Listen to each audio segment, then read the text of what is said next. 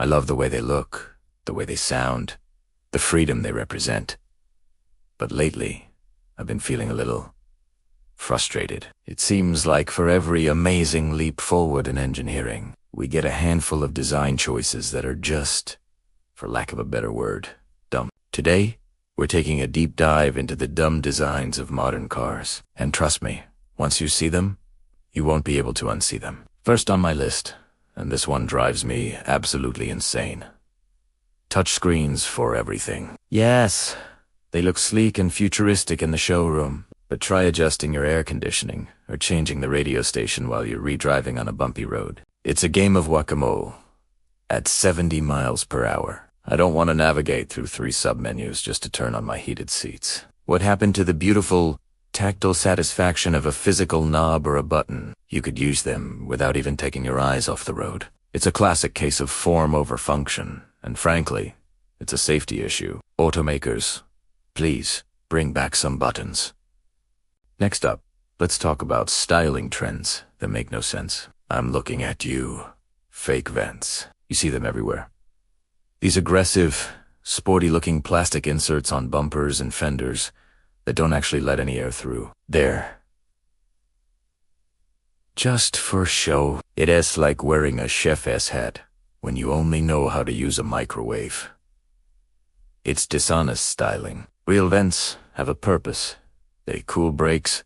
They improve aerodynamics. Fake vents, they just add unnecessary plastic and look a bit silly once you realize they're phonies. It's a trend that needs to go away. And while we're on the topic of looks, what is going on with visibility? Cars these days seem to be designed with the visibility of a tank. You have these high belt lines, super thick pillars to meet safety standards, and tiny rear windows that give you a letterbox view of the world behind you. Yes, we have backup cameras and blind spot monitoring, and those are fantastic safety nets. But technology should be an aid, not a replacement for fundamental, good design. There is nothing that can replace the simple ability to turn your head and see what's around you. It's becoming harder and harder to do that. Now, let us move inside to something that affects your comfort every single day. The piano black plastic interior. Oh, it looks so glossy and premium when the car is brand new and has just been detailed. But live with it for a week. It's a magnet for fingerprints, dust, and scratches. You look at it the wrong way, and it gets a new swirl mark. You spend half your time wiping it down just to keep it looking presentable. It reflects sunlight directly into your eyes and becomes a smudgy mess in no time. There are so many better materials out. They're textured plastics, wood, metal, even nice fabrics. Why are we obsessed with this high-maintenance, easily damaged material? Another pet peeve. Overcomplicated gear selectors. Remember the good old Pierre Schefter? Simple, intuitive. You knew exactly what gear you were in. Now, we have dials that you twist, little joysticks that you nudge, and rows of buttons that all look the same. I've been in rental cars where I've spent a solid 2 minutes just trying to figure out how to put the car in reverse. Again, this is a solution in search of a problem. It doesn't save that much space, and it introduces a layer of confusion to one of the most basic functions of driving a car. And how about tire sizes? Have you noticed how massive wheels and low-profile tires have become standard? Even on regular family SUVs, they look great, I'll admit. But the trade-offs are oogie. First, the ride quality suffers. There's less rubber sidewall to absorb bumps, so you feel every single imperfection in the road. Second, they are incredibly expensive to replace. A simple pothole that you might have shrugged off with a 16-inch wheel can now result in a bent rim and a bill for hundreds, if not thousands, of dollars. For a performance car, it makes sense. For a daily driven crossover that just goes to the grocery store, it's just a recipe for a harsher ride and more expensive maintenance.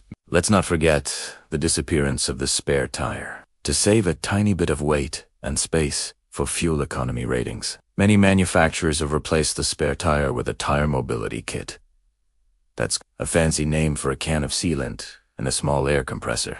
Now, that might work for a tiny nail puncture, but if you have a real sidewall tear or a blowout, you're stranded. You're waiting for a tow truck, All because the manufacturer decided to save a few bucks by removing one of the most essential pieces of emergency equipment a car can have. It's a terrible trade for the driver's peace of mind. And finally, let's talk about the features nobody asked for. Gesture control, where you wave your hand around like a wizard to change the volume. It works maybe half the time and makes you look ridiculous. Ambient lighting with 64 different color choices. It's a fun gimmick for a day, and then you just set it to one color and forget about it. Stop-start systems that shut the engine off at every red light, making the car shudder every time it restarts.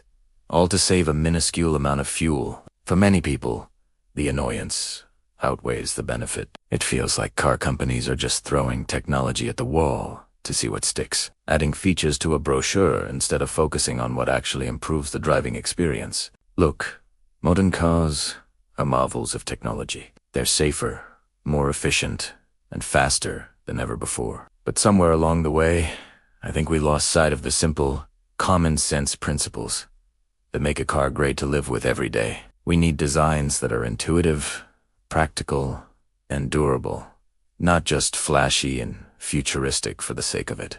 We need more knobs, better visibility, and for goodness sake, please give us back our spare tires. But that's just my take. What do you think? What are some of the dumbest design trends you've noticed in modern cars? Let me know down in the comments below. I'd love to read your thoughts. Thanks so much for watching. If you enjoyed this little rant and want to see more content like it, please give this video a thumbs up and consider subscribing to the channel. It really helps us out. We'll see you in the next one.